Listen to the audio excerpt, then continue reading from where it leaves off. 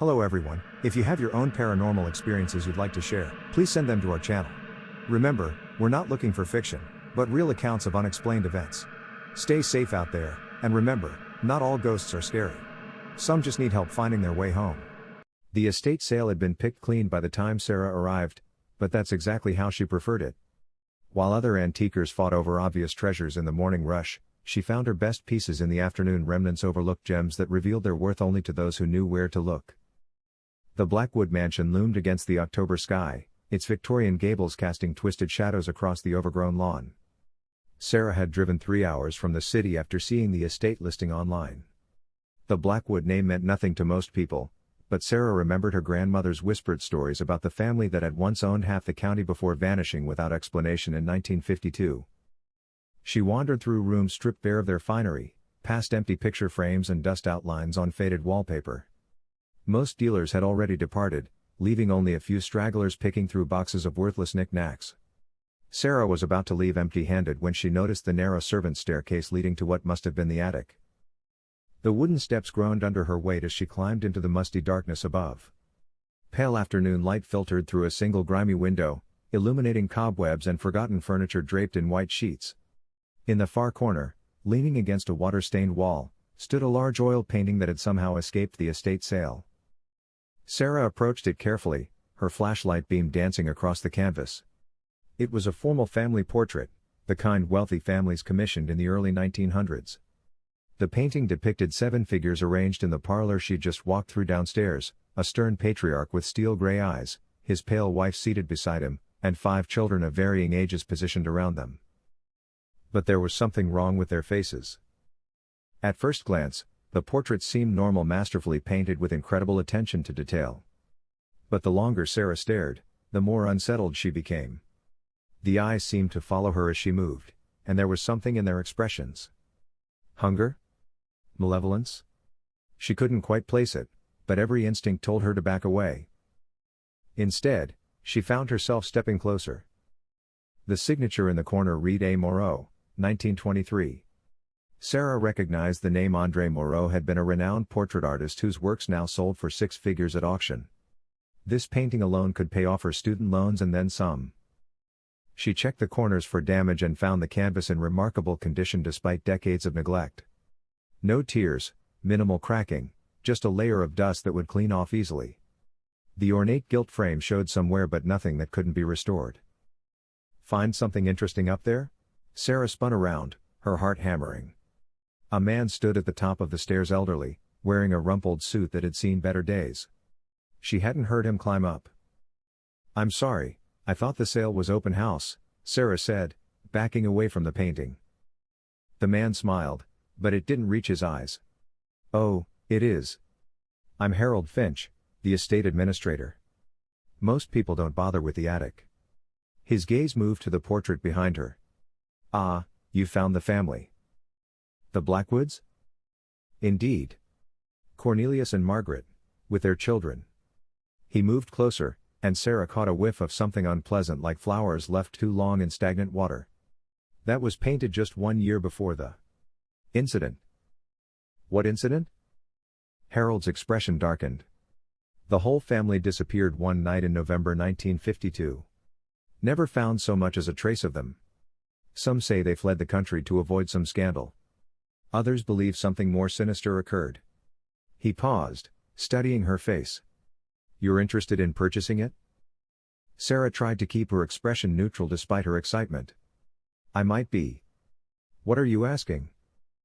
"For that particular piece? I'd be willing to part with it for, shall we say, $500? It was almost insulting how low the price was. Sarah had expected to negotiate from at least several thousand. Either Harold had no idea what he was selling, or there was a reason he was so eager to get rid of it. "That seems reasonable," she said carefully.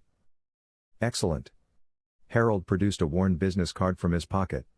"Have it picked up within the week. I'll be closing the estate after that." He turned to leave, then paused. "One bit of advice, Miss Chen."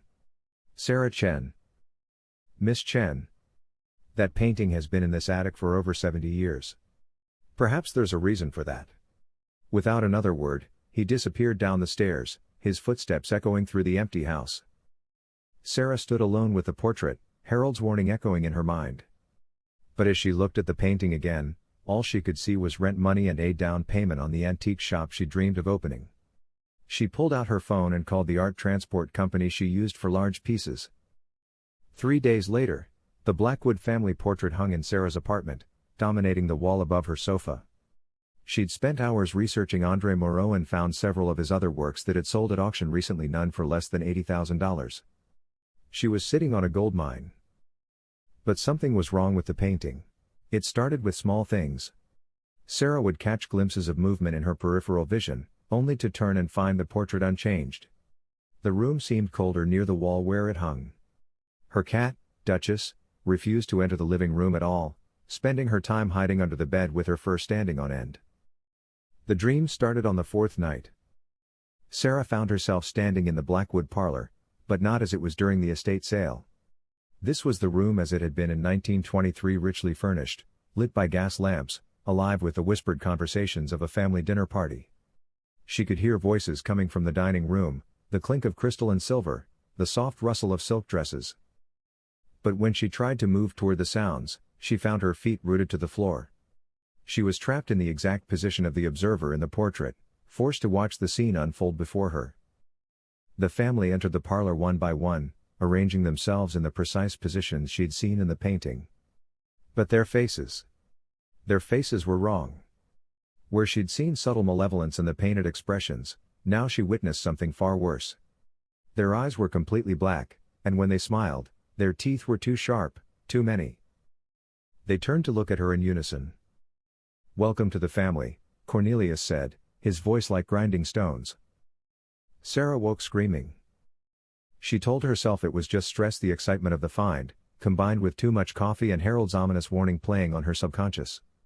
But the dreams came every night after that, each one more vivid and terrifying than the last. In her waking hours, she began to notice other changes. The painting seemed different each time she looked at it. Sometimes she could swear the children were arranged differently, or that Margaret's dress had changed from deep blue to black. The patriarch's expression seemed more knowing, as if he was aware of her scrutiny and amused by her growing fear. Sarah started avoiding the living room, but she could feel the portrait's presence even when she couldn't see it. The weight of those painted eyes seemed to follow her throughout the apartment. She considered taking the painting down, maybe storing it until she could arrange a sale, but every time she approached it, a bone-deep chill would settle over her, making her retreat to her bedroom.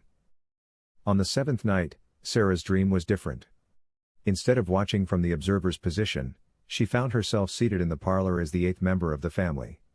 She wore an elegant dress from the 1920s, and when she looked down at her hands, they were pale and thin, with long fingernails that curved like claws. "Now you understand," Margaret said, her voice like whispered silk. "André captured more than our likenesses. He captured our essence, our hunger." "We've been waiting so long for someone to join us," added one of the children, a boy who couldn't have been more than 12 when the portrait was painted. "Waiting for someone to complete the family." Sarah tried to speak, to protest, but found she could only move her eyes. She was trapped in the composition, another figure in the cursed portrait.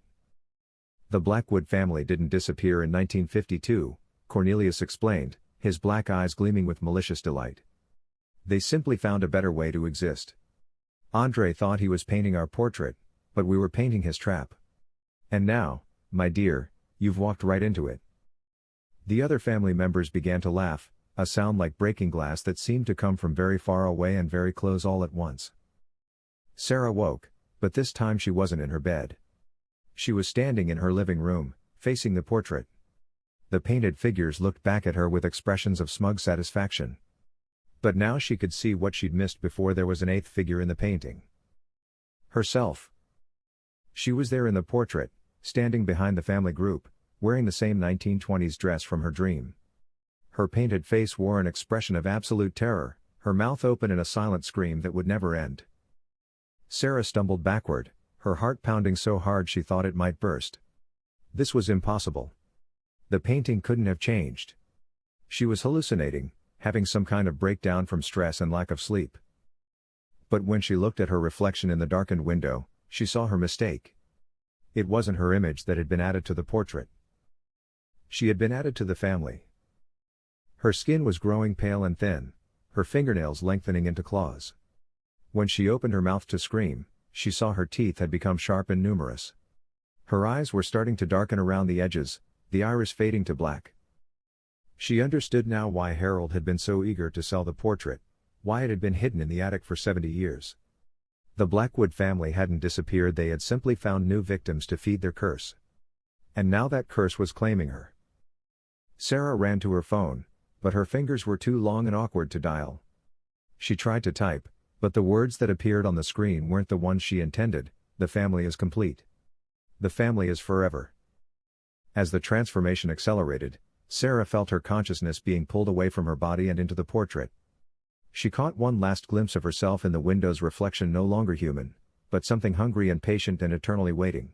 The next morning, Sarah's landlord found her apartment empty. Her belongings were undisturbed, but she was nowhere to be found. The only strange detail was the antique painting propped against the living room wall, a family portrait that seemed to show 8 figures instead of the 7 that had been listed in the estate sale documents. The painting was donated to a local charity auction, where it sold for $50 to a young art student named Michael who thought it would look perfect in his dorm room. He didn't notice the way the painted figures seemed to watch him as he carried it away, or how their expressions suggested they were very pleased to be going home with someone new. After all, the family was always looking to grow. Hey everyone, thanks so much for listening.